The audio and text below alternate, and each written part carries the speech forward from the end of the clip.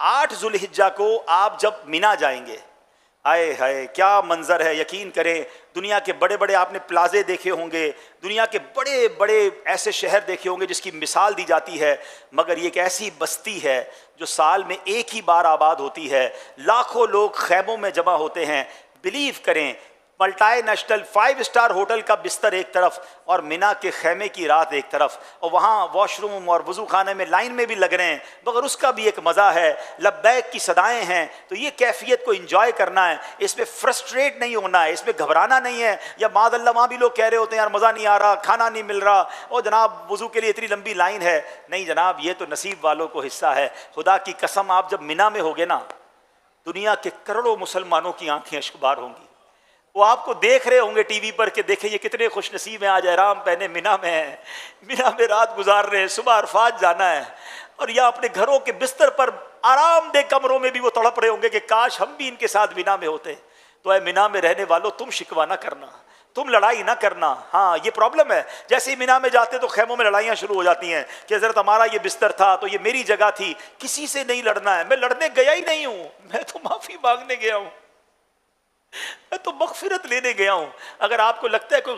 غلط کر بھی رہا ہے تو آپ معلم کے بندے کو بلائیں، خود کسی سے نہ لڑیں، کونے میں بیٹھ جائیں، ذکر و درود پڑھیں، 5 نمازیں آپ نے وہاں پڑھنی ہیں ماشاءاللہ، اور بھی رفیق الحرمین ساتھ لے جائیں، کوئی کتابیں ساتھ لے جائیں۔ اچھا وہاں ہم نے بھی دیکھا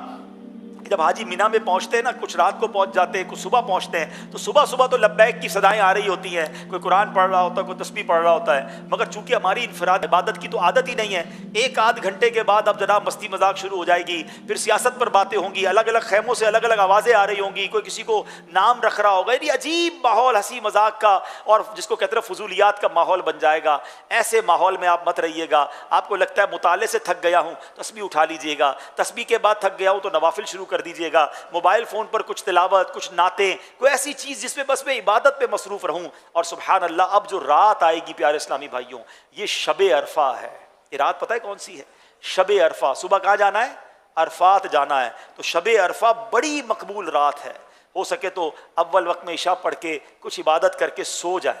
پھر اگر موبائل میں الارم رکھیں تہجد کے لیے اٹھیں، اور تہجد پڑھ کے پھر کسی کونے میں جا نماز بچھا کر خوب دعائیں کریں۔ بعض اوقات معلم کی طرف سے اعلان ہوتا ہے کہ بسیں عرفات کو جا رہی ہیں،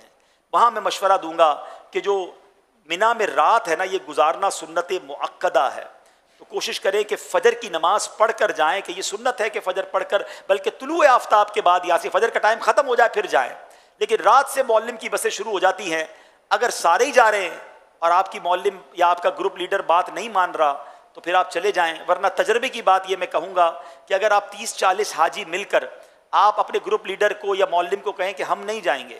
ہم نے فجر کے بعد ہی جانا ہے، ہمارا بس کا انتظام فجر کے بعد کریں، تو وہ الحمدللہ کر دیتے ہیں، کیونکہ ان کی ذمہ داری ہے کہ ایک ایک حاجی کو عرفات میں پہنچانا، یہ ان کی ذمہ داری ہے۔ لڑائی نہیں کریے گا، لڑائی نہ کریں، ریکویسٹ کریں، دیکھیں سنت ہے، ہم 30-40-50 لوگ تو جمع ہو گئے نا، ایک بس کے لوگ ہیں، ہمارے لیے بس صبح کے بعد کر دیں، تو پھر ہم جب ریکویسٹ کرتے ہیں تو نارملی وہ مان جاتے ہیں، اور ماشاءاللہ فجر کی سنت بھی ادا ہو جاتی ہے۔ لیکن لڑائی نہ کریں، آپ کو ایسا لگتا ہے پورا ہی قافلہ جا رہا ہے اور میں اکیلا رہ گیا ہوں، تو پھر آپ بھی چلے جائیں، انشاءاللہ پھر گناہگار نہیں ہوں گے، کیونکہ آپ کی تو مجبوری ہے۔ اب آپ رات گزار لی،